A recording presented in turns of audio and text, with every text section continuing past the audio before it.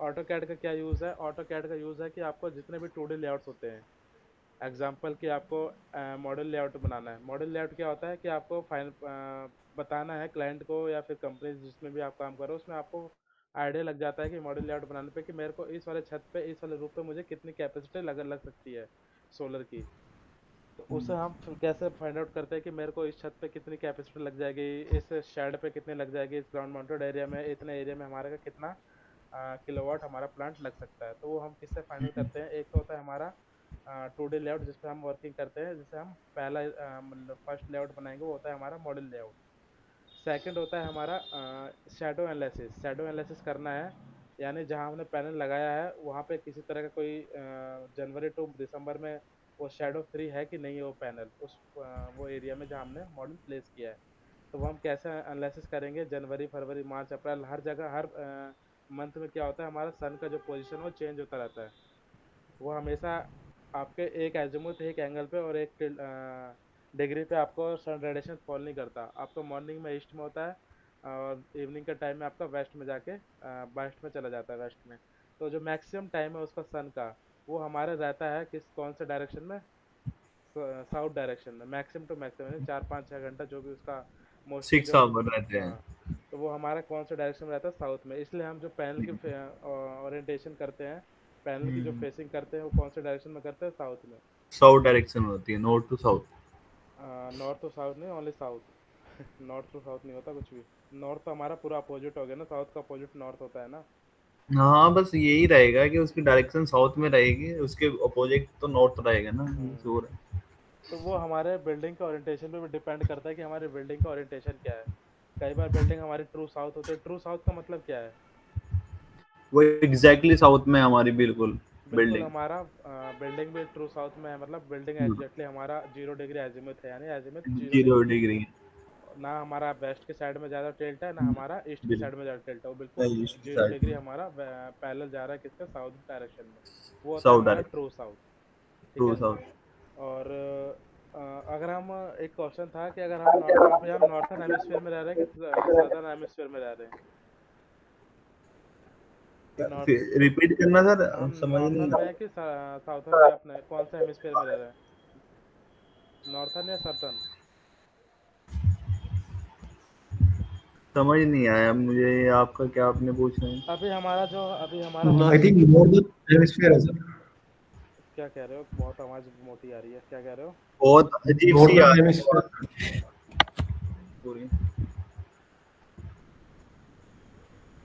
हाँ अभिषेक, क्या कह रहे थे? Northern hemisphere sir.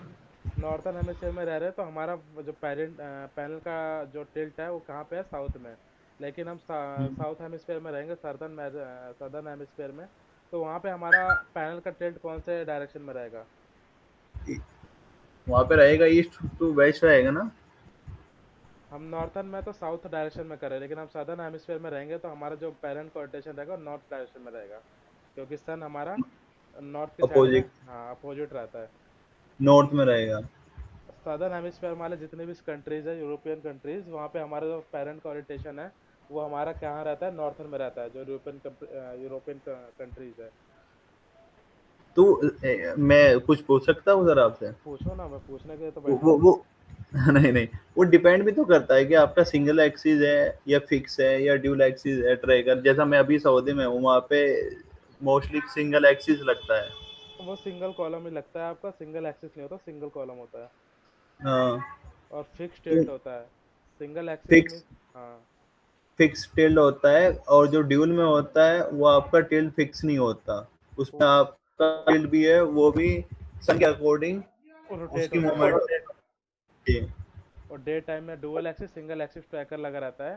Single axis यानी हम्म, आपका एक ही एक्सिस में आपका मूव करेगा, जहाँ पे आपका सन जैसा सा रोटेट कर रहा है। रोटेट होता रहेगा। दिन में मोस्टली आपका, वो ईस्ट टू वेस्ट करता है ना। हाँ, ईस्ट टू वेस्ट करता है, क्योंकि आपका जो क्या कहते हैं, मॉर्निंग का टाइम का जो रहेगा वो सन का 90 डिग्री। हम साउथर्न में क्यों करते हैं? ताकि हमारा जो सन का और जो पैनल का फेसिंग का है उस पर हमारा 90 डिग्री का रेडिएशन फॉल हो। 90 डिग्री का, रेडिएशन। 90 डिग्री अगर रेडिएशन फॉल होगा तो उस कंडीशन में क्या होगा? और अगर हमारा अराउंड 30 डिग्री 20 डिग्री पे फॉल हो रहा है तो उस केस में हमारा क्या होगा? 90 डिग्री पे हमारी जनरेशन बेस्ट आती है या फिर 25-30 पे आती है बेस्ट? हमारी सर 20-25 पे आती है ना, टिल्ट पे जो रहता है। टिल्ट नहीं कह रहा मैं, एंगल बता रहा हूँ पैनल का और सन का जो एंगल बनना चाहिए रेडिएशन का, वो कितना डिग्री बनना चाहिए?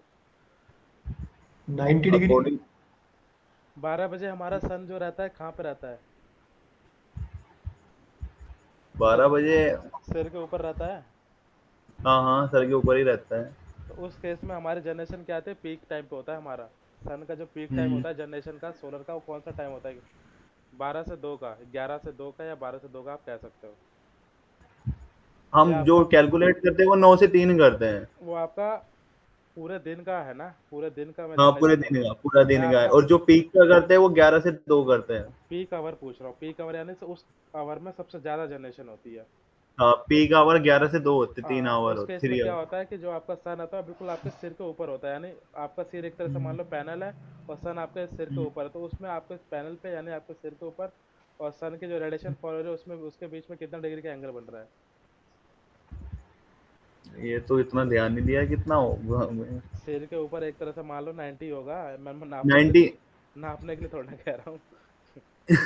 90 डिग्री होगा, लेकिन हम जो टिल्ट का एक एंगल देते हैं वो 25 जो बेस्ट होता है 25 बेस्ट। ओवरऑल। 25 बेस्ट इसलिए होता है क्योंकि हमारा जो एक तो होता है कि हमारा अगर सऊदी की बात करें तो वहाँ का और यहाँ का इंडियन में थोड़ा फर्क है। सऊदी में होता है कि आपके पास जगह बहुत है।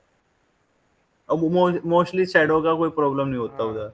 मेन चीज़ ये है। हाँ। और इंडिया में जो अगर प्रोजेक्ट करोगे तो आपके एक रेजिडेंशियल प्रोजेक्ट होता है, एक होता है आपका छोटी सी जगह पे आपको मैक्सिमम कैपेसिटी लगाना है। हम्म। अगर आप टिल्ट एंगल बढ़ाओगे तो आपका क्या होता है, शैडो का इम्पैक्ट लंबा जाएगा। हम्म। 10 डिग्री पे आपका शैडो ज़्यादा बनेगा या 25 डिग्री करने पे आपका शैडो ज़्यादा बनेगा? मेरे अकॉर्डिंग तो जो हमारी पीक जनरेशन बनेगी वो हमें टिल्ट अगर हमारा 25 होगा तो बेस्ट रहेगा। अगर हमने 10 डिग्री पे दिया तो जनरेशन मैं ज्यादा नहीं बनेगी। मैं जनरेशन का नहीं पूछ रहा, मैं शैडो का पूछ रहा हूँ कि आपका शैडो किस केस में ज़्यादा लंबा long area shadow cover shadow करेगा। तो हमारा टिल्ट पे जाएगा। 25 अगर मैंने किया तो ज्यादा शेड उस पे ही जाएगा। ज़्यादा शैडो एरिया ने ज़्यादा हाँ, शैडो फिर को कट करेगा। हमारे पास एरिया की प्रॉब्लम आएगी, क्योंकि अब सपोज करो अगर मैं 25 डिग्री पे दिया तो हमारी जो टेबल टू टेबल डिस्टेंस है वो भी हमारा बढ़ जाएगा। तो वही मैं समझा रहा था हम्म। कि जैसे कि अगर आपके पास एरिया कम है और आपका लोड ज़्यादा है, हम्म। क्लाइंट को चाहिए आपको 100 किलोवाट, लेकिन वहाँ पे आएगा क्या, 80 किलोवाट आएगा, तो 20 किलोवाट के लिए क्लाइंट को क्या सजेशन, क्या कन्विंस करोगे, सर आप टिल्ट थोड़ा कम कर लो। आई मीन हम्म। जो भी टिल्ट है उससे आपका क्या होगा कि पिच लेंथ जो एक पैनल से एक टेबल से दूसरे टेबल की बीच की डिस्टेंस हम्म। होती है, हम उसको पिच लेंथ कहते हैं। हम्म। वो पिच लेंथ आपकी कम हो जाएगी तो उससे आपका एक रो दो रो जो भी बढ़ रहा है उससे आपकी थोड़ी बहुत कैपेसिटी 10-20% भी कैपेसिटी आपकी क्या होगी, इंक्रीज होगी। 80 से ना होकर 90 हो सकती है। तो आपका अच्छा, मेरा एक सवाल है इसमें। हाँ सपोज करो मेरा बेस्ट जो टिल्ड आ रहा है 25 पे 85 किलोवाट आ रहा है, 80 किलोवाट आ रहा है। अब सपोज करो क्लाइंट की रिक्वायरमेंट है 100 किलोवाट की। हाँ तो उस केस में आप कह रहे हो कि मैं उसमें टिल्ड कम करके उसमें आपका इंक्रीज कर दूं 20 किलोवाट। तो हाँ। आपको लगता है कि बेस्ट उसमें जनरेशन आ जाएगी अगर मैं ऐसा करूं? जनरेशन क्यों नहीं आएगी, पीवीसी इसलिए तो बना है। उसको आपको एक बार क्रॉस चेक करना, पीवीसी रिपोर्ट एक बार रन करना आज क्लास के हम्म। बाद, कि आपका 20 डिग्री पे अगर 100 किलोवाट लगा रहे हो, 25 डिग्री पे 80 किलोवाट लगा रहे हो, तो दोनों के जनरेशन में क्या डिफरेंस आ रहा है। ओके। जनरेशन कुछ डिफरेंस नहीं होता। आपकी मान लो कि आपने पैनल बढ़ा दिए तो आपकी जो 80 किलोवाट की जो कैपेसिटी थी उसमें हम्म। आपकी 100 यूनिट जनरेट करके दे दी हम्म। 25 डिग्री पे, जस्ट सपोज हम्म। है। आपने सौ हम्म। किलोवाट दिया तो क्लाइंट को हम्म। 120 यूनिट मिल रहा है 20 डिग्री पे, तो 20 यूनिट उसको तो फालतू मिल रहा है ना। हम्म। लेकिन बस ये है कि उसमें कॉस्ट इंक्रीज हो जाएगी वो 20 किलोवाट की, वो चलो वो तो बाद की, वो बेनिफिट कॉस्ट जो। इंक्रीज हो जाएगी बट उसका 20 किलोवाट की वजह से उसको मैक्सिमम जनरेशन ना मिलके हाँ, 50 परसेंट मैक्सिमम जनरेशन मिल सिक्सटी जाएगा परसेंट तो मिल उसमें। रहा है ना, 50-60% तो हम्म। जनरेशन मिल रहा है ना टिल्ट 5 डिग्री कम करने पे। तो चल। उसकी जो रिक्वायरमेंट है क्लाइंट की, प्रोजेक्ट लगाने हम्म। जाओगे तो क्लाइंट के अकॉर्डिंग सारी चीज़ें करोगे ना, कि उसकी रिक्वायरमेंट क्या है, उसको कितना लोड हम्म। चाहिए, उसको क्या है, उसका बैटरी बैंक क्या साइज है, सारी चीज़ें हम्म। होंगी ना, ये सारी चीज़ें। मतलब वो हम बाद में एक्सपेरिमेंट करेंगे ना, जब एक कुछ वो जब देखे कितना बनेगा क्या है, वो डाउट क्लियर हो जाएगा। हाँ, जब हम स्टार्ट करेंगे पीवी सिस्ट का तो उसमें सारी हम्म। चीज़ें क्लियर होते चली जाएगी। तो ये हमारा होता है पैनल डीसी कैपेसिटी निकालना, पहला स्टेप होता है हमारा। ऑटो कैड से ऑटो कैड से फर्स्ट स्टेप क्या तो अपना को, 2D वो अपनी लेआउट वगैरह बनानी। मॉड्यूल लेआउट बनाना है, जिससे हमारी क्या होती है, डीसी कैपेसिटी फ्रीज हो जाती है। Hmm. Find DC capacity of solar power अच्छा प्लांट। सर, मैं एक चीज और कहना चाह रहा हूँ, आप ना एक दो एग्जांपल सऊदी के अकॉर्डिंग भी आप मुझे बता देना, क्योंकि वहाँ जनरेशन का अलग है, इधर कोई अलग नहीं, है। मेरा लास्ट प्रोजेक्ट है, मैं उसका दिखा देता हूँ, कोई दिक्कत नहीं है, उसका मैं उधर दिखा देता जनरेशन ज्यादा आती है, मतलब 1 किलोवाट आपका 5 से 6 यूनिट आराम से जनरेट कर देता है हूँ। उधर। हाँ, 5.5-6 के आसपास लेके चलता है वो, हाँ, एवरेज 5.5 to 6.5 भी जा रहा है। क्योंकि शैडो का इतना इशू नहीं होता उधर। उसमें जो मैंने सऊदी में काम किया था, क्यू सोलर थी, एक दो और सोलर मतलब कंपनी थी जिनके साथ मेरा टाई अप था, जी। तो यहीं से अपना वर्किंग चलता था उनके साथ। अच्छा अच्छा। तो जो भी डिजाइनिंग का बेसिकली मोस्टली काम होता था, डिजाइन की तरफ से साइट आती थी, डिजाइन करके देना होता था।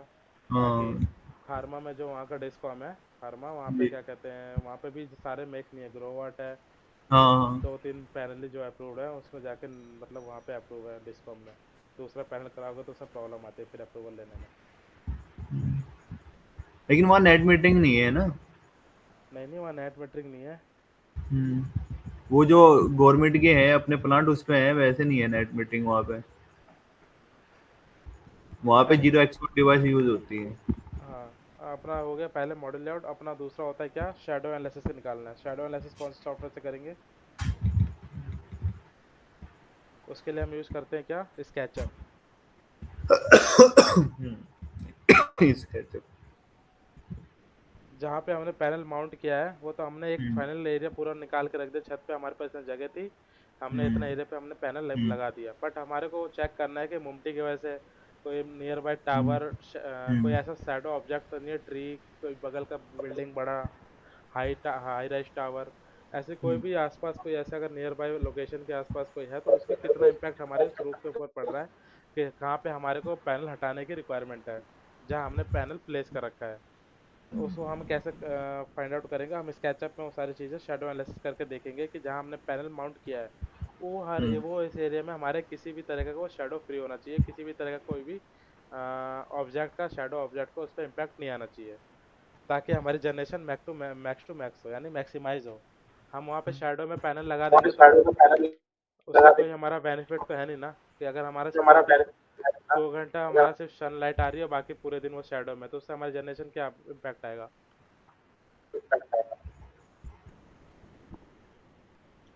हेलो। हाँ हाँ हाँ। जी, बताएं क्या पूछ रहे थे आप।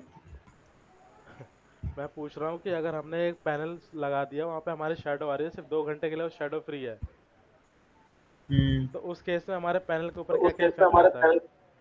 मेरी आवाज़ रिपीट क्यों हो रही है। एक्चुअली आपकी वॉइस ना थोड़ी सी, सपोज करो अगर हमारे एक मॉड्यूल पे। सिर्फ 2 घंटे के लिए शेडो रेडिएशन आ रही है, पूरे दिन उस पर क्या कहते हैं शेडो फ्री है, मतलब पूरे दिन उस पर शेडो है, सिर्फ 2 घंटे के लिए, 12 से 1 2, मतलब 12 से 1 1 से 2 के लिए हमारे पास शेडो फ्री है बस उस प्लांट पे। तो पैनल पे क्या हम्म। क्या इफेक्ट आता है, पैनल में क्या क्या प्रॉब्लम आती है। मोस्टली तो सबसे बड़ा इफेक्ट यही आएगा, जो जनरेशन है वो आपकी डाउन ही हो जाएगी। दूसरी बात यह है कि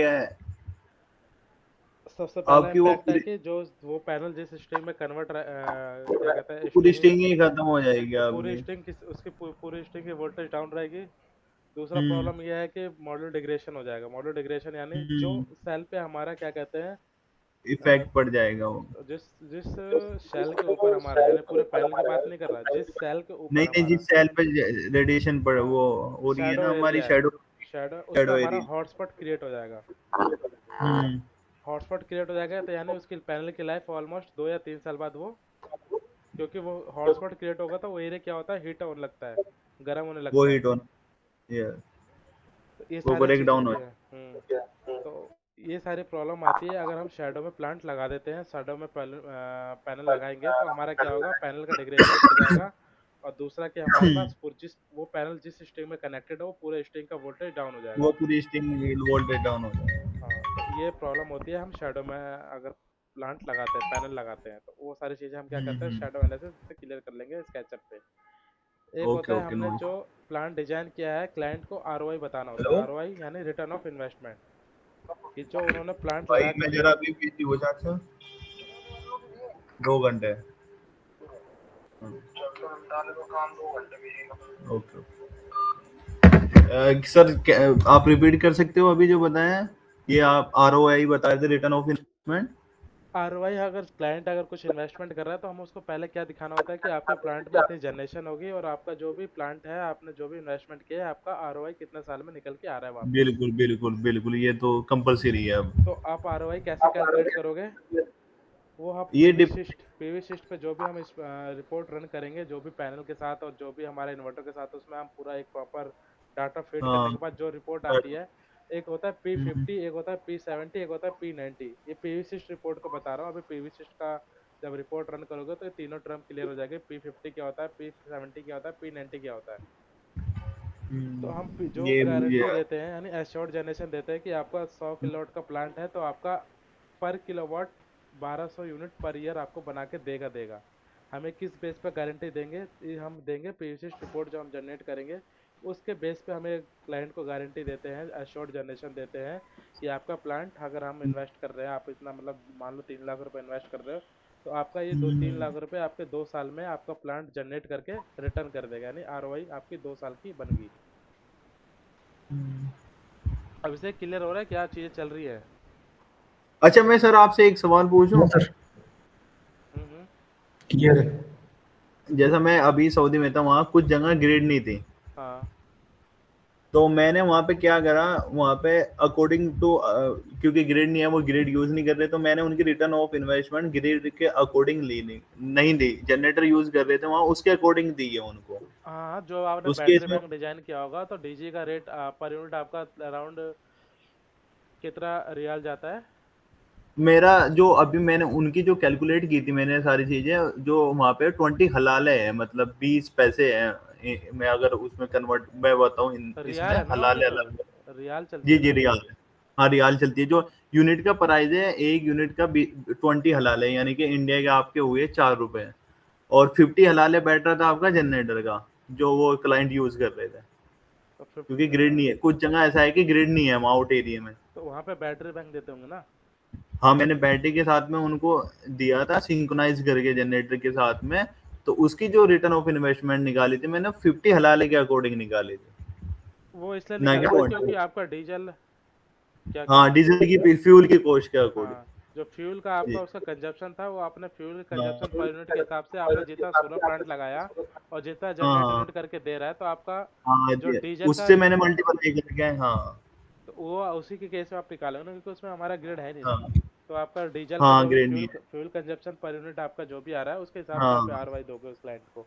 अच्छा, जैसा हम कैलकुलेट करते हैं, जो मैंने भी पढ़ा है थोड़ा सा, हम मोस्टली क्या है ना, ओवरेज लेते हैं ईयरली उसका 1 किलोवाट का 4 यूनिट लेके चलते हैं हम, जो अपनी हाँ, रिपोर्ट में सबमिट करते हैं। वो हमारा मतलब एक तरह से एवरेज है, ये नहीं कि आपका हाँ 4 यूनिट एवरेज है है। पर डे का। वो आपका किसी दिन 3 भी हो सकता है, किसी दिन आपका 6 भी हो हाँ, सकता है। वो ज्यादा भी हम, हो सकता है कि हाँ हाँ वो, लेकिन ओवरेज जो सबमिट करते हैं अपनी रिपोर्ट में ईयरली, वो हाँ, 4 यूनिट के 4 यूनिट अकॉर्डिंग पर, ही। हाँ ठीक है, हाँ पर किलोवाट पर ईयर, पर किलोवाट हाँ पर डे। हाँ पर डे वो ही करते हैं हम सबमिट मोस्टली। वो आपका पूरे साल का एवरेज निकल के आ जाता है। कहीं पे हमारा हाँ। 3.2 यूनिट होगा, कहीं पे हमारा 5.2 होगा, हम्म। तो हम उसको एक एवरेज लेके चलते हैं ना। एवरेज लेके सबमिट करते हैं अपनी रिपोर्ट में, हाँ, यही करता हूँ मैं तो मोस्टली। यही होता ही है। मतलब इसी तरह से हम क्लाइंट को आरओआई जो भी चीज़ है उसको हाँ रो स्पेसिफाई करके देते हैं, स्पेसिफाई बिल्कुल जनरेशन आपकी बिल्कुल ये है, वो सारी चीज़ें बिल्कुल ये है। तो वो बिल्कुल। हम पीवीसी रिपोर्ट के अकॉर्डिंग हम इसमें कवर करेंगे कि हमारा पीवीसी रिपोर्ट में हमारा हम्म स्पेसिफिक जनरेशन कितना आ रहा है, एश्योर्ड जनरेशन कितना आ रहा है, और आरओआई कितना आ रहा है। तो आरओआई कैसे कैलकुलेट करते हैं? हम्म पीवीसी रिपोर्ट में हम पीवीसी पे हम रिपोर्ट कैसे जनरेट करते हैं, और जो भी इसका हम्म पेन फाइल, ओएनडी फाइल, इन्वर्टर का सिलेक्शन की हम्म जो भी चीज़ें, इन्वर्टर सिलेक्शन कितना परसेंट ओवरलोडिंग करना है, किस केस में हमारे हम्म को कम करना है, किस केस में हमें 25 प्लस करना है हम्म। ओवरलोडिंग, ये सारी चीज़ें हमारे मतलब इस बैच में हम कवर कर लेंगे। तो ओके आज ओके। स्टार्ट, इसके बाद जो हमारा नेक्स्ट सॉफ्टवेयर आता है प्रपोजल लेवल के लिए है। यानी आपने परफेक्ट। साइट विजिट करके आए, साइट विजिट जी करके जी। आने के बाद क्लाइंट को उसको एक टेंटेटिव बताना होता है कि आपकी कितनी कैपेसिटी लग सकती है, और आपका एक कोटेशन फॉरवर्ड करना होता है कि आपका अगर 20 किलोवाट है तो आपके 20 किलोवाट के अकॉर्डिंग आपकी क्या कॉस्टिंग आ रही है प्लांट की। अच्छा सर, मैं एक सवाल और पूछ रहा हूँ। जैसा मैं अभी रिसेंटली वहाँ पे एक प्लांट लगाया था, वहाँ पे मोस्टली क्या है ना, वो लोडिंग नहीं करने देते इन्वर्टर पे। अब सपोज करो अगर मेरी 300 किलोवाट का सोलर है, तो 300 किलोवाट की इन्वर्टर लगाने पड़ेंगे। मतलब मैं सपोज करूँ 300 किलोवाट की इन्वर्टर है, वो 100 मैं 100। समझ गया, 1:1 का रेशियो लेके चल रहा है हाँ विदाउट 1 ओवरलोडिंग। पॉइंट, हाँ रेशियो मतलब ये नहीं करते 1.3 का, जैसा हम ओवरलोडिंग कर देते हैं 25%। हाँ हाँ ठीक है। हाँ 1.0 का लेके चलते हैं, क्योंकि तो वहाँ पे हर हीट ज्यादा। हर किसी का मतलब एक होता है कि अपना क्या कहते हम्म, हैं रेडिएशन 90 डिग्री फॉल होती है, जहाँ पे हमारा मतलब मोस्ट ऑफ द टाइम पूरे दिन में हमारा 6-7 घंटा हमारा अगर रेडिएशन फॉल हो हम्म, रही है 8 घंटे के अराउंड, और हम्म, प्लांट ट्रू साउथ में है, तो उस केस हाँ में हमें ओवरलोडिंग क्या होता है, बिल्कुल 1:1 का रेशियो लेके चलना होता है ट्रू साउथ में। 1.0 का, यानी कि रेशियो हाँ ज्यादा नहीं देना हाँ, पड़ता। हमारा एमपी है, एमपी यानी इंडिया की बात करें तो मध्य हम्म, प्रदेश में हमारी जो रेडिएशन है वो मतलब मैक्सिमम टाइम तक रहती है, और अक्रॉस द 90 डिग्री फॉल करती है ऑल ओवर द मतलब मैक्सिमम डे, मैक्सिमम पर आवर्स का डे। क्या हम इसमें ये भी देख सकते हैं, जैसे सपोज करो मैंने प्लांट लगाया है और वो पीक टाइम पे 12 बजे 1 बजे मैंने सपोज करो एक डिजाइन किया है 300 किलोवाट, तो मेरी जो स्ट्रिंग है उस पे कितने एम्पियर या कितने वोल्टेज जा रहे हैं, ये हम देख सकते हैं अगर कोई हम प्लांट डिजाइन करें ऐसा कुछ। तो वो तो आपका वीओसी के अकॉर्डिंग सारी चीजें होगी ना, मल्टीमीटर अगर साइट पर चेक करोगे तो मल्टीमीटर साइड, यूज होगा। वो तो मुझे पता है, मैं ऑन द अगर साइड सकता अगर हूँ आपको मैं कैलकुलेट करना है तो जो भी हमारा पैनल का वीएमपी है मल्टीप्लाई बाय जितने हमारे वो आ रहे हैं, कितने पैनल हमारे सीरीज में कनेक्टेड है, तो उसके अराउंड ही आपका रहेगा। पर वो दिन वेरिएशन के रेडिएशन के अकॉर्डिंग वो चेंज होता रहेगा, फिक्स नहीं है कि आपका पूरा दिन 700 है तो वो 700 ही आएगा। मैं ये कह रहा हूँ कि हम अगर कोई प्लान डिजाइन करें ऑन, मतलब कुछ ऐसा है कि हम ऑनलाइन भी उसको देख सकते हो, वो तो मुझे भी पता है कि मैं ऑफलाइन जाके ये सारी चीजें वो तो मैं सब देख। अच्छा अच्छा अच्छा सर्वर पे कह रहे हो देखने को, हाँ जो मैं करने एज को। ए ऑनलाइन, क्योंकि ऑफलाइन तो मुझे भी पता है कि मैं ये सारी चीजें तो हैं वो स्ट्रिंग मॉनिटरिंग के लिए उसके। उनके बहुत सारे सर्वर आते हैं ना, ग्रोवाट का खुद का अपना एक सर्वर है मॉनिटरिंग के लिए, जहाँ पे आपने प्लांट इंस्टॉल किया उससे आप वाईफाई से कनेक्ट कर लो, आपके उसके क्या कहते हैं पोर्टल पे सारी चीज़ें शो होती है कि आपका इतना जनरेशन हो रहा है, इतना पर स्ट्रिंग वोल्टेज आ रहा है, वो तो आपका होता रहेगा ना।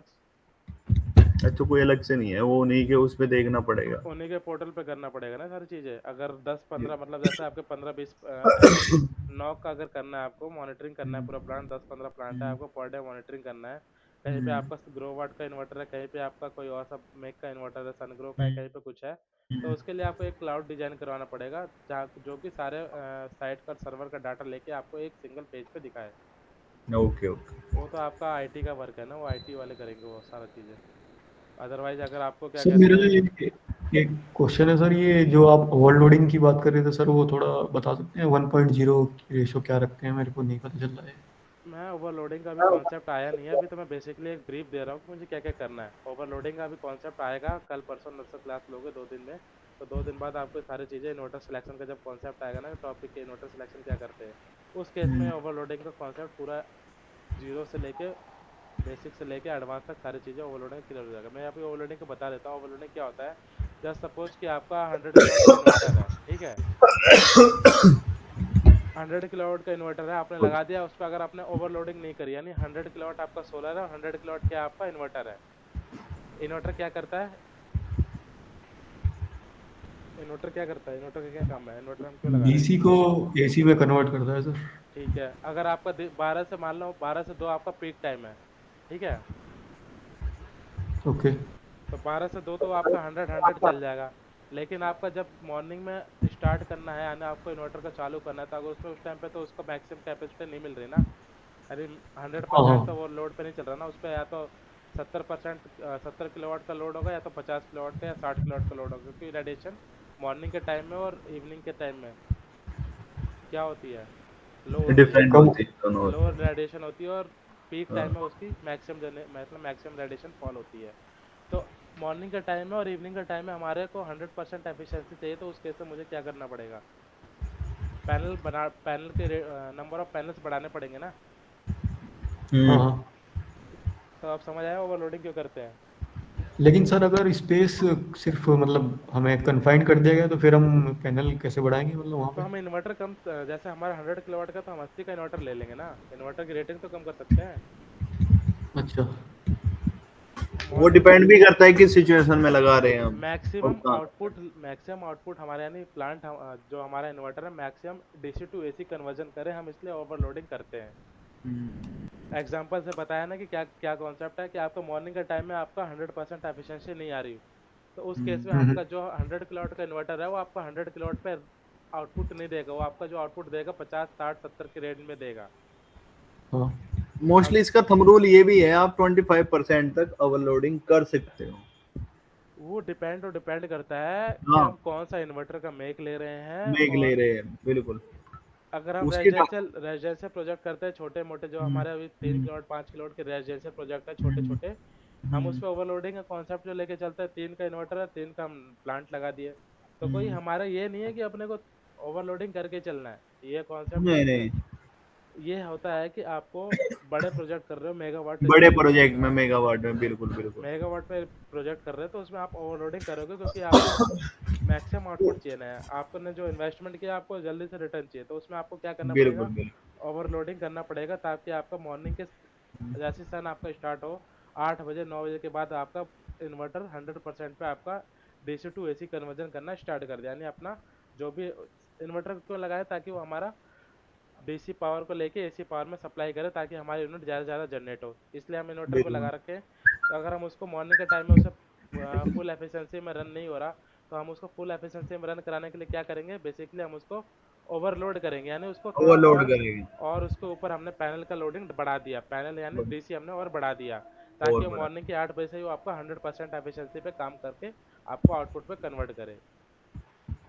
सर एक बिल्कुल। क्वेश्चन है, जैसे कि आपने बताया कि 100 मेगावाट का सपोज करें प्लांट लगाना है हमें, है ना? ज़्यादा बड़ा भाई, और छोटा पे आ जाओ। और सुबह के टाइम पे हमारी मतलब 100 मेगावाट नहीं बन पा रहा है, मतलब तो हाँ फिर हाँ, हम ये आतिश जी बता रहे हैं कि 1.5 का थंब रूल लेके चले तो 150 मेगावाट वन का फाइव इन्वर्टर लगा वन देंगे पॉइंट तो। फाइव बहुत ज़्यादा हो गया, 50% नहीं करते, 25% 30% तक का मैक्सिमम है। ग्राउंड 25%, 25% ही नहीं गिरे। 25-30% का लेके चलते हाँ हैं, ग्राउंड माउंटेड में हमारा 40 हो सकता है, क्योंकि ग्राउंड माउंटेड में हमारे सिंगल एक ही टिल्ट में सारे पैनल रहते हैं, तो उसमें हम 40% तक का ओवरलोडिंग लेके चलते हैं। लेकिन लेकिन वो भी सिचुएशन पे डिपेंड करता है। अब नहीं, मैं जैसे सऊदी में काम किया है ना, वहाँ पे नहीं होता, वहाँ पे आपको नहीं लगाने देंगे, वो आपको बिल्कुल एग्जैक्टली 1.0 रेशियो पे, यानी कि 100 किलोवाट है तो 100 किलोवाट ही लगाना पड़ेगा आपको, ओवरलोडिंग नहीं हाँ होती वहाँ वहाँ पे। का जो हीट की डिस्कॉम प्रॉब्लम है वहाँ पे बहुत। डिस्कॉम का अलग अलग अपना अपना पॉलिसी है हाँ ना, डिस्कॉम की मेन चीज़ है कि जो आपको अप्रूवल दे रहा है, कौन दे रहा है, डिस्कॉम ही देगा ना, जो वहाँ का। डिस्कॉम भी, फिर कंपनी का भी अपने अलग रूल हाँ, होते हैं उधर के। तो वो तो सारी वो चीज़ें डिपेंड करता है सिचुएशन पे। वो सारी चीज़ें एक तो पॉलिसी के ऊपर डिपेंड करता है। अभी जो क्या कहते हैं, हरियाणा की पॉलिसी की बात करो, तो हरियाणा में हम आप अपने को क्या है, नेट मीटरिंग 100% तक करवा सकते हैं, यानी अगर आपका हाँ 100 किलोवाट का सेशन लोड है, तो आप 100 किलोवाट तक का 100 प्लांट किलोवाट लगा का सकते हो। यूपी में नहीं है ऐसा। यूपी में नहीं है ऐसा, पंजाब में भी ऐसा नहीं है, पंजाब में आपको 500 से ज़्यादा, कितना भी आपका सेंसर लोड हो, कोई इफेक्ट, उससे कोई फर्क नहीं पड़ता, 500 किलोवाट से ज़्यादा आपका नेट मीटरिंग नहीं करा सकते। चले कोई नहीं, ये आपका क्लियर हो जाएगा कॉन्सेप्ट, जैसे ही पीवी रिपोर्ट बनाओगे ना आप, उसमें आपका क्लियर हो जाएगा वो क्या है, कैसे सर बता रहे, वो बाद में हो जाएगा। ओवरलोडिंग का अभी तो हमने हम्म। स्टार्ट ही कहाँ किया, अभी तो सिर्फ मैं हाँ अभी एक्साम्पल पे स्टार्ट नहीं किया, बैठा जब हूँ। रिपोर्ट बनेगी ना उसमें आपको समझ में आ अभी जाएगा, सिर्फ जैसे हम हमारा डिजाइन करेंगे ना। अभी सिर्फ हमारा टॉपिक वाइज डिस्कशन चल रहा है, कि जी हमें को जी। ये इसके बाद ये इसके बाद ये इसके बाद स्टेप वाइज हम्म। चीजें मैं बता रहा हूँ, उसके बाद अभी तो हम स्टार्ट करेंगे क्लास, तब जाके जी थोड़ा जी। ब्रीफ में आइडिया लगेगा कि क्या बिल्ली करना है पार्टी, क्या नहीं हाँ करना बिल्कुल बिल्कुल। अभिषेक अभी कुछ पूछना है? नहीं नहीं सर, क्लियर है। तो पीवी सिस्ट हम क्यों बनाते हैं, पीवी सिस्ट रिपोर्ट में आर ओ क्या आई रिक्वायरमेंट है? ROI फाइंड आउट करने के लिए। आरओआई तो फाइंड आउट कर लोगे, उससे और क्या चीज़ें पता चलती है? जनरेशन। स्पेसिफिक जनरेशन, जिससे हम क्लाइंट को क्या कह सकते हैं, गारंटी दे सकते हैं कि आपका प्लांट इतने साल में आपका इतना ही बिजली बना के देगा, यूनिट जनरेट करके P50, देगा। P75, P90। P70 P90 P15, ये 3 रेशियो होते हैं, प्रोबेबिलिटी होती है एक तरह से, कि आपका P50 पे आपका सबसे मैक्सिमम जनरेशन देगा, यानी सबसे ज़्यादा जनरेशन जो पीवीसी रिपोर्ट में दिखाएगा, P50 पे दिखाएगा कि आपका 50% चांस है, वेदर अगर हमारा क्लाउडी होता है, सनी होता है, रेनी होता है, 50% प्रोबेबिलिटी आपको वेदर खराब है, और 50% प्रोबेबिलिटी आपका वेदर ठीक है, क्योंकि ये जो पीवी सिस्टम है पुराना डाटा उठाता है, पिछले 10 साल 20 साल का डाटा उठाता है, फ्यूचर तो इसको भी नहीं पता ना कि आने वाले टाइम में क्या होगा। तो ये जो मोस्टली क्या है, ये आपको एक एक्चुअल यूनिट दे देता है कि आप उसके अकॉर्डिंग आपकी जो भी रिटर्न ऑफ इन्वेस्टमेंट है उसको आप रेडी कर सकते हो, और आपकी शेडो एनालाइज, मतलब इतनी एक आपको आइडिया हो जाता है कि इतनी जनरेशन आपकी आ सकती है ईयरली, फिर उसके अकॉर्डिंग आप क्लाइंट को दे सकते हो रिपोर्ट सबमिट करके, हाँ, इसमें आपका आपके पूरा, शेडो वेडो जो हाँ भी है इसकी सारे। जो स्पेसिफिक जनरेशन है वो 99.9% की हम्म एक्यूरेसी है। हम्म बाकी अदर सॉफ्टवेयर है, जैसे और भी सॉफ्टवेयर है जो हमारे को रेडिएशन होता है, हम्म, रेडिएशन के अकॉर्डिंग वो सारा डाटा निकाल के देते हैं कि आपका स्पेसिफिक बिल्कुल जनरेशन इतना है, बिल्कुल। पर उसकी एक्यूरेसी 70 50 60 ऐसी है, पर इसमें मतलब जो पीवीसी जो सॉफ्टवेयर है। बेसिकली प्लांट में यूज होती है वो यही होती है, पीवीसी वाले ही मानते हैं, मतलब वहाँ मोस्टली जो कंपनी में यूज होती है रिपोर्ट समेत। हाँ, तो हम पीवीसी का क्या काम है, स्केचअप का क्या काम है, ऑटोकैड का क्या काम है, क्लियर हो गया। अब हमारा जो प्रपोजल लेवल के लिए आता है वो होता है हमारा सोलर लैब। सोलर लैब होता है, हीलियोस्कोप होता है। ये अलग अलग मतलब ऑनलाइन वेबसाइट पर रनिंग सॉफ्टवेयर है ये।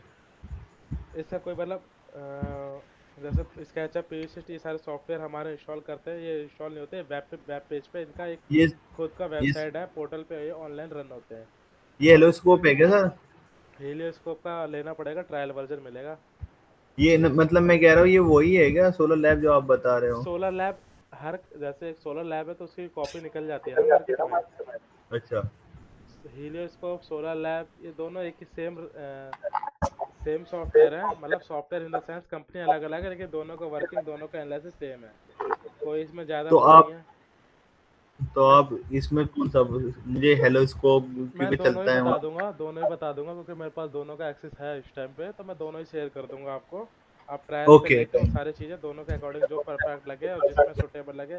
दोनों सेम कमांड है, दोनों को अगर अच्छा, इसमें यह मुझे नहीं कि उसका आइडिया नहीं हो रहा। पूरी कॉपी है उसकी, बस दोनों के नाम अलग अलग है क्योंकि दोनों की कंपनी अलग अलग है। अच्छा, लेकिन जो असल में क्या है ना सर, मैं आपको बताऊं, कंपनी की भी कुछ पॉलिसी होती है कि मुझे उसकी रिपोर्ट चाहिए, ये है फंडा।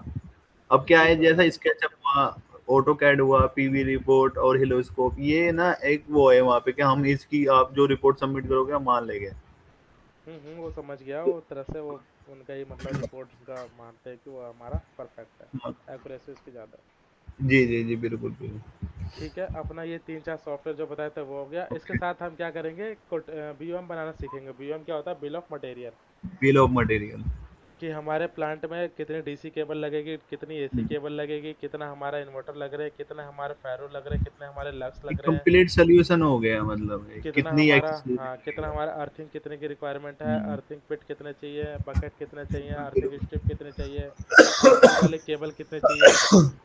ये सारे बिल्कुल। केबल्स जितना एचडीसी केबल होगी, अर्थिंग केबल होगी, अर्थिंग पिट होगी, फेरुल हम्म, लक्स, सी क्लास के आइटम्स जो भी होते हैं, ये सारे चीज़ें, पैनल, इन्वर्टर, ये सारे कंप्लीट एक हम क्वांटिटीज फ्रीज कर देते हैं कि आपको इस प्लांट में इससे ज़्यादा मटेरियल नहीं लगेगा, इतना ही आपका मैक्सिमम है। बिल्कुल। इसको हम बीओएम कहते हैं। एक बीओएम बनाना परफेक्टली देखेंगे। उसके बाद हम करेंगे कॉस्टिंग निकालना, कि हमने हम्म, बीओएम तो बना दिया, उसके अकॉर्डिंग हमारा जो भी हमने प्लांट करना है तो अपने को कोटेशन भी बना के फॉरवर्ड करना होता है हम्म, क्लाइंट को कई बार। हाँ। तो उसके अकॉर्डिंग हमारी कॉस्टिंग क्या निकलनी चाहिए और क्लाइंट को हमें क्या प्रपोज करना है एज मार्जिन रख के, जो भी चीज़ है वो कंपनी के अकॉर्डिंग हर चीज़ का वेरिएशन होता है, तो वो अपने अकॉर्डिंग जो भी अपनी इनिशियल कॉस्टिंग कितनी आ रही है, कि जो आपने हम्म, मान लो क्लाइंट को 28 रुपये पर वॉट आपने प्रपोज कर दिया, ठीक है, और आपकी हम्म, कॉस्टिंग जो आ रही है वो 27 रुपये आ रही है, तो आपका हम्म, इसमें आपको पता चल जाएगा कि मार्जिन मेरा 27 रुपये पर वॉट लग रहा है, लेकिन 1 रुपये मेरा सेव हो रहा है। ये तो ओके। यहाँ पे अगर हम बॉम्ब नहीं बताए निकाल पाए, अगर हम बॉम्ब नहीं करेंगे, बॉम्ब अगर हम नहीं निकालेंगे क्वांटिटीज, तो हम क्या करेंगे, हमें वो भी आइडिया नहीं लगेगा कि हमने 28 में जो दिया है वो हमारा हम्म, कट टू कट रेट गया है कि हम लॉस में जा रहे हैं कि हम प्रॉफिट में जा रहे हैं। हाँ, हमारा जो हमने जो कोटेशन दी है वो हमारा क्या है, वो प्रपोजल क्या दिया है, जो वो सेफ भी है या नहीं है? हाँ, वो हमारा प्रॉफिट में है, प्लस में है कि माइनस में है कि कट टू माइनस है, कट है। बिल्कुल। वो सारी चीज़ें और हमें हमारा किससे फ्रीज होगा, हमारा बॉम्ब निकालेंगे, बॉम्ब के बाद हम कॉस्टिंग निकाल के तब जाके हम्म। हमारे को आइडिया लग जाएगा कि हमने जो दिया है वो हमारा प्लस है कि माइनस है। अच्छा सर, इसमें मैं पूछना चाह रहा हूँ कितने परसेंट हम मार्जिन डाल सकते हैं? सपोज करो मेरा वो कंपनी टू कंपनी वेरिएशन होता है, वो ऐसा कोई दिक्कत नहीं है, वो उसमें तो आपके ऊपर नहीं है, वो तो कंपनी अपने हिसाब से खुद लेके चलती है। हाँ, वो मैं वही पूछना चाह रहा हूँ कि उधर सब अलग है, इधर का सब अलग है। मैं इधर यही मोस्टली होता थोड़ा। है कि अगर आपने वेंडर उठाया, अगर आप खुद ईपीसी कर रहे हो हाँ, तो आपका जो भी निकलता है ठीक है, लेकिन अगर आप थर्ड पार्टी को दे रहे हो, आपने ईपीसी लेके लेकिन आपने 30% को वो चीज़ें फॉरवर्ड कर दी। हाँ, यानी कि मैं बीओक्यू दे रहा हूँ किसी हाँ, को। बीओक्यू नहीं, आप पूरा ईपीसी किसी और को दे रहे हो, आप खुद नहीं कर रहे। अच्छा, जैसे पूरी आप ईपीसी है ना? दिल्ली में हो आपकी कंपनी, आपने चेन्नई का हम्म, प्रोजेक्ट ले लिया, तो चेन्नई की लोकल कंपनी ढूंढ के आपने उसको फॉरवर्ड कर दिया। आपका हम्म, मार्जिन कुछ और है, आपने किसी और को दिया, उसका मार्जिन कुछ और निकला। हम्म, क्योंकि क्लाइंट तो आपको जैसा 28 रुपये फिक्स करके दे दिया एग्जाम्पल, हम्म, आपने आगे वाले को सप्लाई कितने में कर दिया, 24 रुपये में कर दिया। 24 रुपये में तो हम्म, उसको काम करके देना, तो उसका जो मार्जिन निकला कितना निकला, वो 4 रुपये 4 रुपए निकले। का। लेकिन जो तीसरे पार्टी को क्या बच रहा है, 1 रुपये, 1.5 रुपये, 2 रुपये जो बचेगा वो उसका, मतलब हर जैसे चैन लंबी होती जाएगी आपका मार्जिन हाँ, कम वो होता सबका। जाएगा। चलो वो अलग कॉन्सेप्ट है, वो तो डिपेंड करता है आपकी सिचुएशन में देख रहे हो। वो सारी चीज़ें होती हैं। तो मार्जिन कोई जी। ऐसा फिक्स नहीं है। कंपनी होता है कि कट टू कट भी कितनी कंपनीज होती है जो प्रोजेक्ट खाली करने के चक्कर में, ब्रांड बनाने के चक्कर में, क्लाइंट बनाने के चक्कर में अपना वो हम्म। कट टू कट पे भी ले लेती है। कोई कोई होती है कि 1 रुपये में ले लेती है, कोई होती है कि 4 रुपये भी ले लेती है। तो ओके मार्जिन कोई ओके। ऐसा फिक्स नहीं है कि आपका यहाँ का इतना फिक्स लेना ही लेना है। वो तो कंपनी के ऊपर हम्म। डिपेंड करता है कि कंपनी स्टार्टअप है कि वो बिग प्लेयर, बड़ी कंपनी है, बड़ा प्लेयर है वो। ओके। तो अभी हम बेसिकली स्टार्ट करते हैं कोई भी एक साइट लेके। तो जैसे मैं लास्ट प्रोजेक्ट ही देख लेता हूँ, शायद असद भाई ने शेयर किया होगा, मैं दिखा सर देता हूँ। मेरी जो पकड़ बिल्कुल नहीं है ऑटो कैड में, तो आप बिल्कुल कोई नहीं, अभी मुझे। ऑटो कैड डाउनलोड करता हूँ, बेसिक ही बता रहा हूँ। जैसे जस्ट सपोज हाँ। कि कोई भी लोकेशन आती है हमारे प्लस, हमने साइट सर्वे करने गए, हमारे पास ये हम्म। लोकेशन आ गई। ओके। हमने इसका क्या किया, लेट गूगल। लॉन्ग कॉपी किया। लेट लॉन्ग यानी लैटिट्यूड और लॉन्गिट्यूड। हर एक, लैटिट्यूड हाँ, लॉन्गिट्यूड। लैटिट्यूड लॉन्गिट्यूड क्या होता है हमारा, क्या होता है हमारा? लेट लॉन्ग क्या ये, होता है। ये आपकी डायरेक्शन होती है ना सर? डायरेक्शन तो साउथ ईस्ट वेस्ट नॉर्थ होती है, ये थोड़ा होती है डायरेक्शन। नहीं, ये आपका लैटिट्यूड लॉन्गिट्यूड ये डायरेक्शन नहीं होती है, कुछ और होता है, बताओ क्या क्या था होता है। यार? अब इससे कुछ आइडिया है जेंसिटी लेट लॉन्ग क्या निकल होता गया है। है किसी भी लोकेशन को नोटिफाई करने का सर एक मेथड है सर ये। पूरे वर्ल्ड का ग्लोब देखा है, ग्लोब। हम्म। एक हमारा होता है टॉपिक ऑफ कॉन्सर। एक लाइन होती है जो हमारे ग्लोब में घूमती है, जो हमारे को डिवाइड करती है, आधे पार्ट को ऊपर आधे पार्ट को नीचे। टॉपिकल ऑफ कैंसर कहते हैं जिसे। दक्षिणी ध्रुव रेखा, उत्तरी ध्रुव रेखा, ये पढ़ा था, कुछ हाँ याद आ रहा हाँ है। टॉपिक ऑफ हाँ sir. Cancer, topic of Saturn, कुछ ऐसा था उसमें। तो हमारा हर एक, जैसे ग्राफ पेपर होता है ना, एक्स इस साइड होता है, वाई इस साइड होता है। ऊपर की साइड में वाई होता है, नीचे की साइड में एक्स होता है। ग्राफ पेपर पे जो लाइनें खींची रहती हैं। तो हर हम्म। हर एक पॉइंट का एक्स और वाई की वैल्यू क्या है, वो होता है हमारा लेट और लॉन्ग। क्लियर हुआ। कि जैसे अभी जहाँ ओके। खड़े हैं वहाँ पे एक्स की वैल्यू होती है लेट और वाई की वैल्यू होती है लॉन्ग। तो ये डिपेंड भी तो करता होगा ना, सबकी अलग अलग होती होगी ना सर? ऐसा कोई जगह देखो जहाँ दोनों की लेट लॉन्ग सेम ही होता है। पूरे इंडिया में, पूरे क्या ग्लोबल, नहीं, ग्लोब जो होता है पूरे सेम तो नहीं होगा, सबकी अलग अलग ही होगी। क्योंकि थोड़ा सा भी आगे बढ़ोगे, एक्स की पोजीशन चेंज होगी, वाई की पोजीशन चेंज होगी। तो उस वाले हम्म। केस में क्या होगा, एक्स लेट कुछ और आएगा, लॉन्ग कुछ और आएगा। समझ रहे हो क्या कह रहा हूँ मैं। ग्राफ पेपर होता है, जब हम ग्राफ करते थे एक्स 2 और वाई को 3 पे अपने को एक पॉइंट देना है, तो हम क्या था, ग्राफ पेपर में बनाते थे, 1 2 3 लिखते थे, वाई में 1 2 3 लिखते थे। जहाँ हमारे को एक्स का 2 और वाई का 3 पॉइंट मिलता था, हम उसको क्या करते थे, एक सर्कल डॉट बना देते थे। कुछ याद आ रहा है। 10वीं 12वीं 11वीं 8वीं 9वीं क्लास की मैथमेटिक्स की क्लास थी। ग्राफ पेपर जानते हो, ग्राफ पेपर बेसिकली क्या होता है। हाँ सर। वॉइस नहीं आ रही। ये सर इसका कोई इतना भी याद नहीं आ रहा। अरे ग्राफ पेपर ग्रीन कलर का आता है, जिसमें लाइन में बनी रहती है बहुत सारी। ग्राफ पेपर का आइडिया तो है, वाई एक्सिस। हेलो। हाँ हाँ, एक्स एक्सिस वाई एक्सिस, दो एक्सिस होते थे उस पे। हाँ हाँ हाँ, लाइन होती है। हाँ, तो हमें अगर एक्स हाँ, जीरो दो एक्सिस होते हैं। एक्स जीरो और वाई 5 पे रखना है, तो हम क्या करते थे, एक्स की वैल्यू जीरो यानी ओरिजिन जीरो, जहाँ से लाइन स्टार्ट हो रही है। और वाई अगर 5 पे डोनेट करना है तो हम्म। 1 2 3 4 करके 5 डिनोट करते थे। ये समझ लो लेट और लॉन्ग हर एक, जैसे ओके। हमारा पूरे ग्लोबल में एक्स और वाई, पूरा यानी जो ग्लोब होता है हमारे, जो अर्थ है वो क्या है, एक तरह से गोल सर्कुलर शेप में है। तो उसमें हर एक पॉइंट का एक्स और हम्म। वाई एक्सिस होता है, जिसे हम लेट और लॉन्ग कहते हैं। यहाँ का अभी दिल्ली का कुछ और है, दो, ओके। और पंजाब का कुछ और है, नोएडा का कुछ अच्छा। और है। नोएडा का क्या है, मतलब एक स्टेट वाइज बता रहा हूँ। और अभी अपने घर से ऑफिस जाओगे हम्म। तो ऑफिस का कुछ और होगा, घर का कुछ और होगा।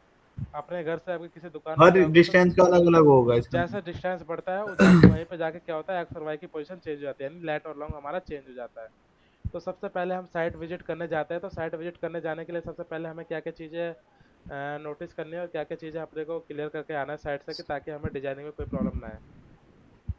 सबसे पहले तो सर ये देखते हैं साउथ डायरेक्शन किधर है उसकी, फिर लैटिट्यूड चेक करते हैं कितना आ रहा है उसके बाद वो। उसके बाद में सर बताते आपको जाओ, वन बाय उसकी वन बताते जाओ, बस देख सुनता हूँ, बताओ। मैम फिर सर उसकी डायमेंशन चेक करते हैं हम, कितना एरिया है, शेडो देखते हैं किधर क्या आ रही है, ये सारी चीजें होती है साइट विजिट पे मोस्टली। आप एक ग्राफ, आप नोटबुक ले जाओगे, उस पर एक रफली बनाओगे, ये हमारी साउथ डायरेक्शन है, यहाँ हमारे मॉड्यूल ऐसे, आपको जो भी है बनाए हुए, फिर आप उसकी एक लेआउट सी ऐसे बना दोगे कि यहाँ हमारा ये ममटी है, यहाँ हमारा मॉड्यूल यहाँ छत पे लगेगे, और आपका जो भी आपकी डायमेंशन होगी उसके अकॉर्डिंग आप चेक कर लोगे। मतलब एक मोटा मोटा आइडिया हो जाएगा आपको कितने किलोवाट लग सकता है। अभिषेक, कुछ आइडिया है, साइट विजिट किए कभी? नहीं सर, सोलर का मेरे को आइडिया नहीं सर, मेरे को विंड का आइडिया है बस। अच्छा, विंड में साइट विजिट किए तो क्या क्या चेक करते हैं? विंड में तो सर टरबाइन के कोऑर्डिनेट ही मेनली चेक करते हैं सर, बस। किसी लोकेशन पे हमें लगाना है विंड टर्बाइन लगाने, तो सबसे पहले हम उस लोकेशन की क्या चेक करेंगे? सबसे पहले मतलब आस सब आसपास की जो बाकी टरबाइन्स हैं उनकी वो चेक करेंगे कि वहाँ पे हम फिजिबल पहले है सबसे प्रोजेक्ट पहले लगा। उस लोकेशन पे हम विंड वेलोसिटी चेक करेंगे ना। हाँ स्पीड चेक कर, वेलोसिटी। विंड वेलोसिटी चेक करोगे कि उस पे हमारी जनरेशन कितनी आएगी, जहाँ हम लगा रहे हैं वहाँ पे हमारे लगाने लायक है या नहीं है प्लांट। हाँ सर, वो तो मतलब मिड मास्ट लगेगा पहले वहाँ पे, मतलब 1 ईयर, मिनिमम 1 ईयर के लिए डेटा कलेक्ट जो होगा। अच्छा सर, मैं एक चीज और पूछना चाह रहा हूँ, जैसे मैंने साइट विजिट करी है आउट ऑफ कंट्री, वहाँ पे एक और चीज मांगते हैं वो विंड वेलोसिटी। आपका जो आप स्ट्रक्चर लगाओगे उसकी, जो आपका जिस साइड पे उसकी वहाँ पे विंड की जो स्पीड है वो कितनी, वो कैसे चेक करते हैं सर? मैं तो ऑनलाइन ही करता था, मुझे तो ऐसे कोई। विंड वेलोसिटी चेक क्यों करते हैं पहले सोलर में, ये बताओ। वो इसलिए चेक किए जाते हैं ना, अब सपोज करो मैंने आपकी रूफ टूप पे लगाया हम्म। है, स्ट्रक्चर लगाया है, हम्म। उसमें उन्होंने बोल दिया, क्लाइंट ने बोल दिया मेरी जो ये छत है इसका वेट इतना है, उसमें आप उन्होंने बोल दिया कि सपोज करो मुझे इसमें फास्टनिंग नहीं करानी, मैं ब्लॉक लगा, आप ब्लॉक में स्ट्रक्चर लगाओ।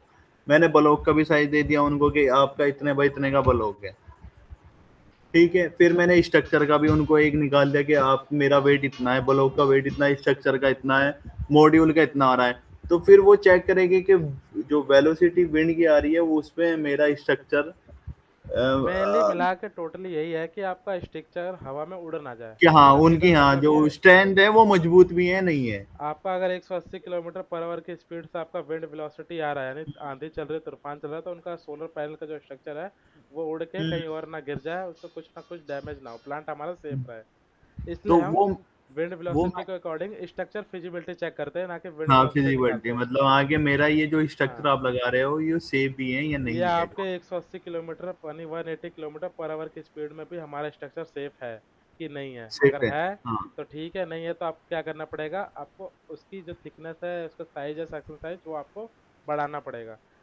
अच्छा मैं ये पूछ रहा हूँ इसका कोई है, मैं कैसे चेक करूँ? मैंने तो वहाँ ऑनलाइन ही देखा 155 आती है, मोस्टली तो 155 ही थी इंडिया में वहाँ। तो इसका क्या कहते हैं, विंड लोड कैलकुलेशन है अपना IS 1801। तो उसमें ये सारा ग्राफ बना पड़ा है कि कौन सा मोस्टली रीजन कलर वाइज, कि हमारे पास कौन सा एरिया में कितना विंड वेलोसिटी के अकॉर्डिंग अपने को चेक करना है। अच्छा आंध्रा है, ये आंध्रा, बहुत। चेन्नई, जितने भी हमारे सी पोर्ट एरिया है, वहाँ पे हमारा जो मैक्सिमम विंड वेलोसिटी 180 है, यानी 180 किलोमीटर अच्छा पर आवर के हिसाब से। सर, ये मेरा कॉन्सेप्ट आप ना क्लियर कराना, वहाँ पे मांगती है कंपनी, वहाँ मोस्टली मैंने क्या किया था कि मैं तो ऑनलाइन उठा के मोस्टली 150 155 इतना आता है उनकी जो विंड। 150 इज द मतलब 150 आपका जहाँ सी कोस्टल एरिया नहीं है वहाँ पे आपका 150 चलता है। जो सी कोस्टल एरिया है, समुद्र किनारे के एरिया है, वहाँ पे हाँ अपने को 180 के अकॉर्डिंग ही सारी चीज़ें देनी पड़ती है। तो क्यों? सर वो, अब मैं सपोज करो उन्होंने मुझे ब्लॉक का साइज ये इतना वेट है उसके अकॉर्डिंग, तो वो आप वो मेरा एक बार क्लियर करा सकते हो कॉन्सेप्ट बाद में कभी? ब्लॉक का साइज का सर तो इसका जो स्टैंडर्ड होता है सबसे कैलकुलेशन, हमारी 300 बाय 300 का लेना है, 450 का लेना है, वो तो हमारा एक स्टैंडर्ड हाँ। होता है। लेकिन वो स्ट्रक्चर सेक्शन साइज कैसे सिलेक्ट करते हैं, उसके लिए हम एक सॉफ्टवेयर होता है स्टैट प्रो, वो सिविल का पार्ट अच्छा। है। स्टैट प्रो पे हम वो सारी चीज़ें चेक करते हैं, एनालिसिस करते हैं कि हमारा जो हमने सेक्शन साइज स्ट्रक्चर का लिया है, जितनी उसकी हम्म। थिकनेस है, कितनी उसकी लेंथ विड्थ है, वो हमारा 180 या 150 किलोमीटर पर आवर की स्पीड के विंड के अकॉर्डिंग वो फिजिबल है नहीं। वो स्टैट प्रो तो के अकॉर्डिंग वो सारी चीज़ें निकल के आती है कि हमारे स्ट्रक्चर पास है कि फेल है। हाँ, तो वो भी सर क्लियर आप करा देना कभी। वो देखते हैं, वो लास्ट टाइम वो इलेक्ट्रिकल का पार्ट तो नहीं है, वो सिविल का पार्ट है, वो समझ हाँ, आएगा वो कि नहीं सिविल आएगा उसका कोई गारंटी नहीं है, क्योंकि वो सिर के ऊपर से मेरे भी गया था काफ़ी टाइम तक। लेकिन वो कंटिन्यूसली करोगे तो आ जाएगा समझ। नहीं, मैंने उसमें मैं भी सिर मार के रिपोर्ट विपोर्ट सबमिट की थी, तो चले देखते हो बाद में अगर होता है कौन सा फ्यूचर ठीक में। है, इससे कुछ पूछ रहे थे क्या? हाँ सर, ये जो मतलब विंड का सबसे बेस्ट मतलब जो तरीका है फाइंड आउट करने का सर, ग्लोबल विंड एटलस, ये फ्री ऑफ सोर्स है। मतलब हम पूरे वर्ल्ड में कहीं पे भी पता कर सकते हैं क्या कि विंड स्पीड हाँ है। वहाँ पे हमारा जनरेशन कितना आ सकता है, यही है ना? हाँ, नहीं नहीं सर, ग्लोबल जैसे आप बता सोलर रहे हैं ना एटलास भी कि है। अब उस पे आपका विंड कहीं पे वेलोसिटी, हमें उस एरिया में कितना विंड वेलोसिटी है, और आपका अगर टरबाइन 5 किलोवाट 3 किलोवाट लगाते हो। आप छोटे टरबाइन में थे या बड़े मेगावाट वाले टरबाइन में थे? अभी जो इंडिया में आ रही है सर वो 3.3 मेगावाट है, लेकिन अब एनविजन 5 मेगावाट भी आने लगा है मतलब। अच्छा, यानी आप बड़े वाले में टरबाइन की बात कर रहे थे। हाँ। अभी मैं जो अभी गुजरात में सब्सिडी भी तो है कि आप घर के ऊपर टरबाइन लगाओ 3 किलोवाट 5 किलोवाट का, उस पर सब्सिडी दे रही है गुजरात गवर्नमेंट। अच्छा, टरबाइन का क्या कॉन्सेप्ट होता है, इसकी कैसे होती है डिजाइनिंग? आप कराओगे टरबाइन की? बैठे तो हैं, ये करा देंगे इससे। 5 किलो टरबाइन का का मुझे मुझे पाँच कोई आइडिया नहीं है, टरबाइन का कोई अरे एक्सपीरियंस नहीं है। अभिषेक 3 मेगावाट 5 मेगावाट का उसने पहले सोलर से पहले विंड में भी काफी रिसर्च किया है। अच्छा। नहीं सर, मैं मतलब हाँ 2 ईयर का एक्सपीरियंस है सिर्फ मेरा WRA में, इससे मतलब मेन मेन बेस पता है मेरे को सर, तो डिजाइनिंग आप पार्ट नहीं आता मेरे सर।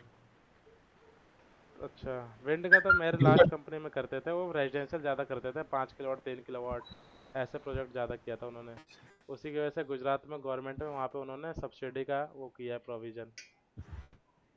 जैसे सोलर को ये इंडिया सर में सोलर सब्सिडी लगाने जो हाउस होल्ड वाला है, सब्सिडी जो आ रहा है, ये अब विंटर वाइन नया आ रहा होगा, क्योंकि अभी तक तो कहीं पे ऐसे नहीं कर सकते, छत पे लगाना विंटर वाइन तो पॉसिबल ही नहीं है। अरे वो ज़्यादा हाइट नहीं होता, वो 3 मीटर वो 5 मीटर नॉर्मली हाइट 9 होता है 10 उनकी। Meter 8 meter 12 meter maximum height है। अच्छा अच्छा।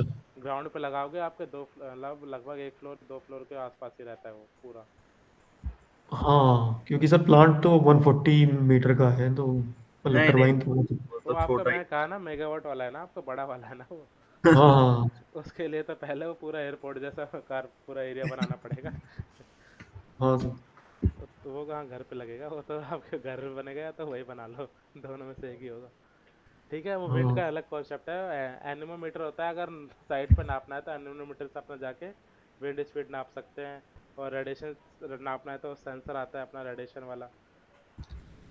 सबका अलग अलग मीटर है, विंड स्पीड एनोमीटर सारी चीज़ें हैं जो मेजर करते हैं। तो वैसे मैं तो हम कैंपास से चेक करते हैं कोऑर्डिनेट वगैरह सारी चीजें, वो तो किधर है अपना सब। साउथ वाउथ चेक करते हैं ना कि हमारा साउथ नॉर्थ ईस्ट वेस्ट कहाँ है। हाँ, ये बिल्कुल प्योर क्या है, डायरेक्शन हाँ, हमारी कहाँ है, ये सारी चीजें। ये सारी चीज़ें उसमें होती है, तो कोई नहीं। हाँ, हम स्टार्ट करते हैं आज, फर्स्ट बेसिक आइडिया जो लग गया अपने को। बाकी क्लास के बिल्कुल। जैसे जैसे बढ़ेंगे तो सारी चीज़ें डिटेल में सारी चीज़ें क्लियर होती जाएगी, फिर कोई दिक्कत नहीं आएगा समझने में भी और कुछ नहीं, समझाने में भी।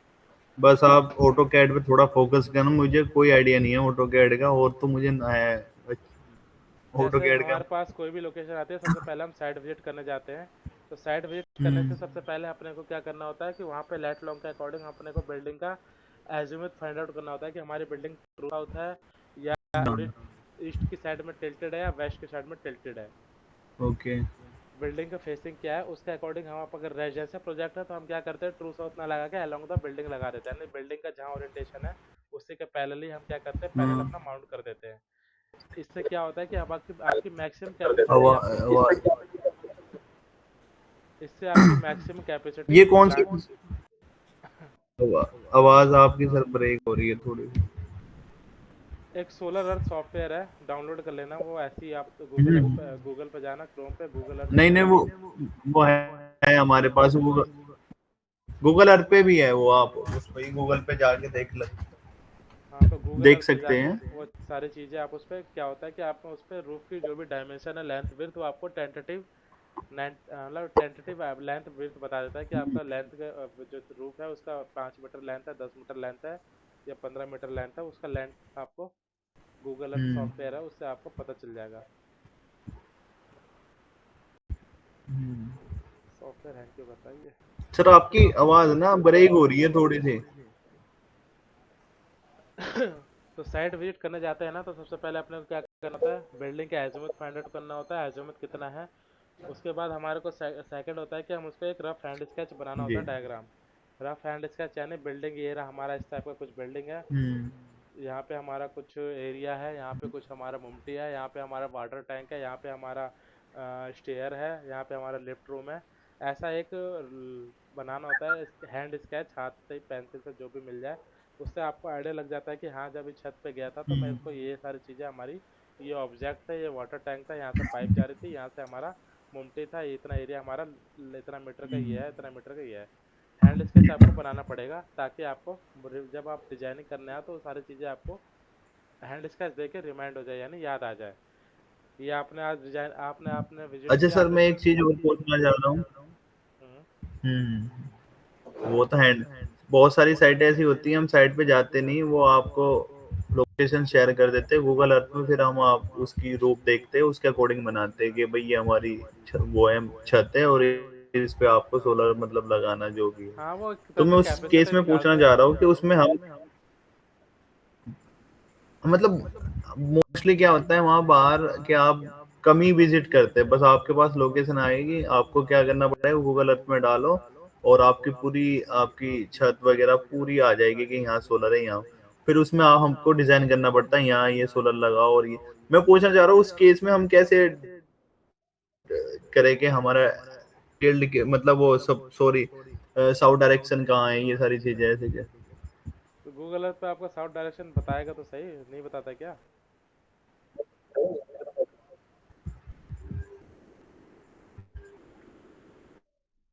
गूगल अर्थ में आपका साउथ डायरेक्शन नहीं बताएगा? ये रहा आपका गूगल अर्थ, कहाँ गया? बताएगा क्यों नहीं बताएगा? तो फिर उसमें तो आपका टिल्ट सारा क्लियर हो जाएगा ना, एजिमुथ बिल्डिंग हमारी कितनी घूमी हुई है, कितनी कैसी है। लैपटॉप एक हैंग बार कर आप रहा है। बता दो, थोड़ा क्लियर हो जाए। वही बता ही रहा हूँ, खोल रहा हूँ, ये पता नहीं क्या हो गया, हैंग हो रहा है।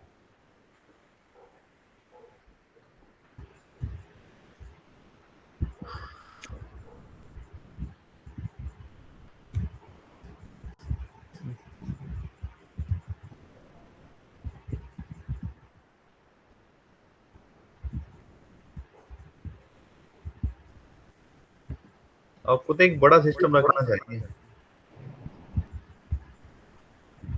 लगा देंगे वो भी, आ जाओ फरीदाबाद में। बिल्कुल बिल्कुल सर, अभी और भी 2-3 नए लड़के हैं, उनका भी 1 तारीख से कर दियो बेंच स्टार्ट।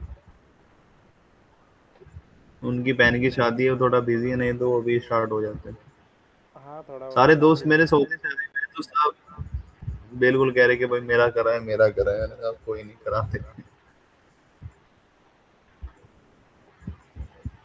एक्चुअली हमारा पार्ट है प्रोजेक्ट में, और डिजाइनिंग हमारे पास अब वो हो गई कि आपको डिजाइनिंग भी करनी है, तो इसलिए हम थोड़ा सा ये है कि चलो करते हैं ट्राई। हमारा फील्ड नहीं था डिजाइनिंग का, हमारा था फील्ड उसका प्रोजेक्ट में। प्रोजेक्ट एजुकेट कराना। हाँ, लेकिन मैंने डिजाइनिंग वहाँ पे स्केचअप ये सारी चीजें, पीवी रिपोर्ट, आरओआई, ये सारी चीजें मुझे आइडिया हो गया अब, मतलब मैंने निकाल ली है वहाँ से। हाँ, सॉफ्टवेयर ऑटो तो कैड की नॉलेज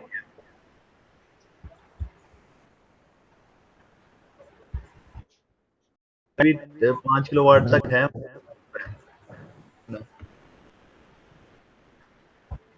लेकिन मुझे तो कॉस्टली लगा है सर ये, क्या? और इसका मेंटेनेंस भी कॉस्टली है विंड टर्बाइन का।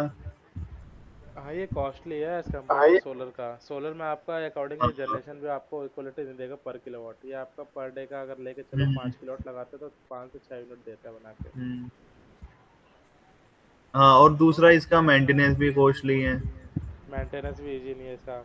सोलर का है तो अपना क्या होता है कि हाँ। खाली पानी मारना और थोड़ा बहुत कहीं कनेक्शन लूज होता है, कुछ होता है तो हाँ, ठीक क्लीनिंग। करना है। मुझे तो इसका कोई इतना पता नहीं अब इन्होंने क्यों इसको इतना वो कर रहा है, लेकिन मुझे तो कोई बेनिफिट लगा नहीं इसका विंटर टरबाइन का। आपकी रिटर्न ऑफ इन्वेस्टमेंट भी नहीं आएगी। दूसरी बात, आपका ये मेंटेनेंस इतना कॉस्टली है, खुद इतना कॉस्टली है, पता नहीं अब क्यों इसको इतना वो कर रहे हैं। रिन्यूएबल पे ज़्यादा फोकस कर रहे हैं ना। रिन्यूएबल में जो भी सोर्स है, जरूरी नहीं कि यही अपना सोलर और ये विंड ही चल रहा है, हाइड्रोजन भी चल रहा है अपने साथ में। गवर्नमेंट अब 2 साल 5 साल में हाइड्रोजन पे भी देखो क्या कर रही है। ईवी वाले इतने इलेक्ट्रिसिटी, जितने भी हमारे ईवी के अभी व्हीकल्स आ रहे हैं, इन सबका फ्यूल पे अब सारी चीज़ें हट के अब सारा ईवी, आने वाला टाइम पूरा ईवी का है।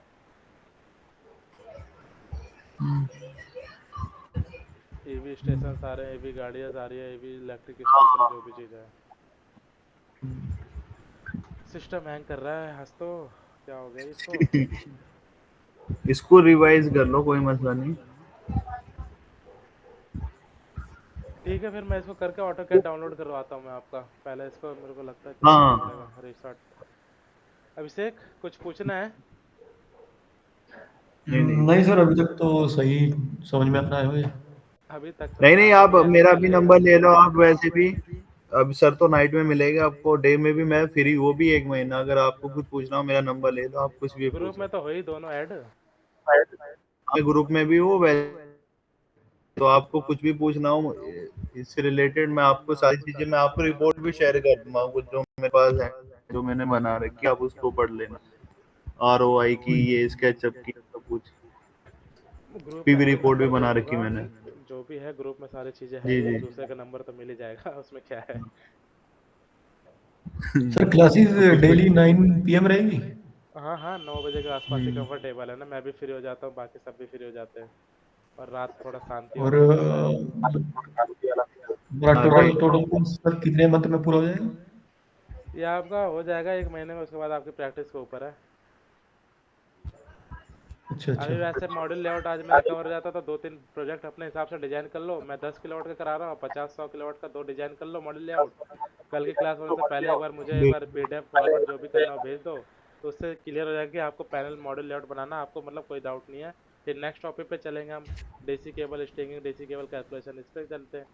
अगर एक ही टॉपिक को अगर लंबा खींचोगे तो फिर उसमें आपका टाइम टेकिंग ज़्यादा है। अगर एक टॉपिक को आपको कंफर्टेबल, मैं भी सही से बता पा रहा हूँ और आप भी सही से समझ पा रहे हो, तो उसमें आपका टाइम पीरियड कम हो जाएगा ना। नहीं नहीं, आप एक हमें डिजाइन कर दो, फिर हम उसमें दिन में प्रैक्टिस करा करेंगे, कुछ अपनी तरफ से बनाएंगे, आपको दिखाएंगे, फिर सर हमने हाँ, ये मैं अगर बनाया। एक साइड दे रहा हूँ तो उसमें 4-5 साइड में खुद इम्प्लीमेंट करना पड़ेगा, तो चीज़ें आपकी फास्ट बिल्कुल रिकवरी बिल्कुल। होगी। और फास्ट रिकवरी के साथ साथ आपका जितने भी डाउट है ना, वो डाउट आपका हैंड टू हैंड क्लियर होता चला जाएगा। आज का डाउट अगर 4 दिन बाद पूछोगे ना, तो वो डाउट नहीं, वो आपका कंफ्यूजन बन जाएगा। कोई नहीं, हमारे पास ये सेव रहेंगे ना, हम इसमें भी देखते रहेंगे। तो बेसिकली ब्रीफ मिल गया क्लास का। और मैं अगर थोड़ा ऑटो कैड और स्केचअप जो भी है, मुझे 1 बाय 1 मुझे भेज देना एनीडेक्स डाउनलोड करके। अब से एक एक्सेस है तो ऑटो कैड का डाउनलोड करके मुझे एनीडेक्स आईडी शेयर कर दो, मैं सर उसको इंस्टॉल करवा देता हूँ। मेरी चा- हाँ, क्या कह रहे हो? मैं पूछना चाह रहा हूँ कि मैं आपको क्या शेयर करूँ। एनीडेक्स डाउनलोड करके एनीडेक्स के जो नंबर्स लिखे रहते हैं ना आईडी, वो शेयर कर दो मुझे। 12 नंबर्स अब आते हैं यहाँ उसमें से लीव कर जो। दूँ? हाँ, यहाँ से अब लीव कर दो, क्योंकि मेरा हैंग हो रहा है थोड़ा, इसको मैं रिस्टार्ट करता हूँ शट डाउन मार के। ठीक है। ठीक है अभिषेक, क्या है फिर? ठीक है सर।